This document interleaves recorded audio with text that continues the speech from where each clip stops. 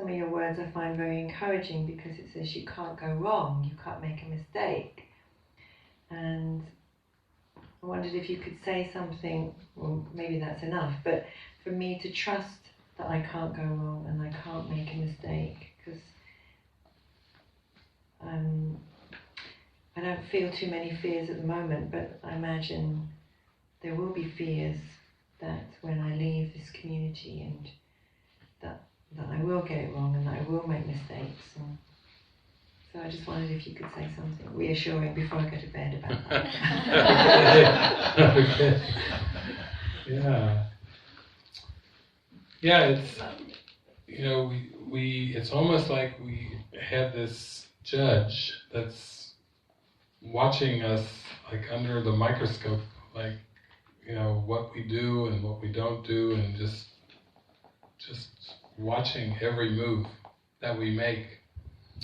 Almost like this, there's that song, I think Bette Midler did it, God is watching us, God is watching us, God is watching us from a distance.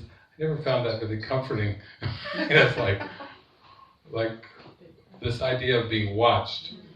I like the ideas of angels watch over you and those kind of things, but being watched from a distance, from a distance, that part too, it's like, ooh, God is lurking, He's spying on me, that's what He's doing.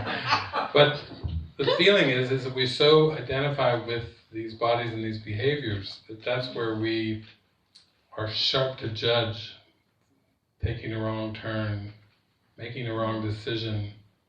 Oh, that slipped out, I'm going to regret that one for the rest of my life.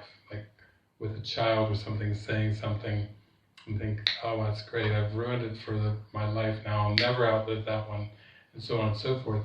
And I think the lightness comes as we start to ease up on ourselves and we start to pay attention to our feelings, pay attention to our thoughts, start to allow ourselves to feel, allow ourselves to let the feelings up, and we go through this beginnings of this process where we may just get even a glimmer here and there, like it's all working together for the good.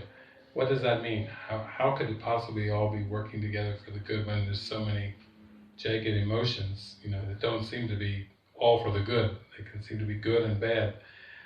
But there's this sense of a presence where, like, there is a presence with us that's just loving us and that's able to see anything, watch anything, that's just there for us, with us, and it starts with that, and then it kind of grows more and more that it's who we are. It's this memory of ourself, this innocent, that's light, that's playful, that laughs, that's always there. It doesn't always seem to be available, but it is really always available. We just have some kind of veils. Sometimes we cover it over.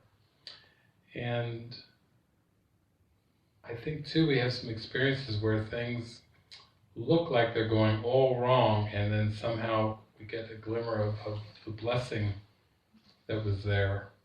That to me is a miracle. And I was so grateful for those miracles, so grateful for just there's another way to look at this. There's like this soft presence showing me it, or meeting people that had gone through like near-death experiences and had life reviews, and they told me they were so held in this light that they could watch anything. They would watch some of the things that were the worst moments in their life, but they were so held in light while they were reviewing it, even during this life review, that it gave them a stronger sense of, there is something in there that knows I can't really mess it up. I can't really make a wrong turn. It's just there, and it grows stronger and stronger. It's also like a reinterpretation. Like I've had that happen with things in my life where initially I had judged them very harshly and really beat myself up about them, but got to a place where I had a flash of seeing them in a whole different light, that somehow I needed it to be that way to see it and feel grateful for everything exactly as it was.